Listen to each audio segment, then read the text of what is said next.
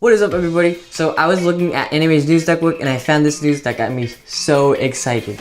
Noragami's manga is finally coming back from being gone for a whole year. So if you don't know what the backstory is, in the article of the site I will put in the description down below, it says clearly that in May 2017, the manga's 75th chapter also didn't appear as planned in April 2007. At the time, the editorial staff said that unexpected break in that issue was due to circumstances. So this also makes me think, because the manga is coming back, it really makes me think that maybe season 3 will come out sometime in the future, because I thoroughly enjoy Noragami. If you haven't seen Noragami, it is a really great anime.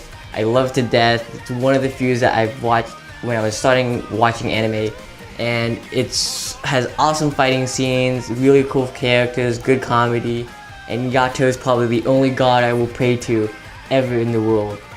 But if it does imply that season 3 might come out, I am so excited for it because I've been waiting for so long. If they might greenlit it or they might announce something about it, and because of the manga's coming back, they might have more things to adaptate, and it's just getting me really excited. So that is all I have for today. This is a really fast video. I just wanted to say my notes about this, and that's it.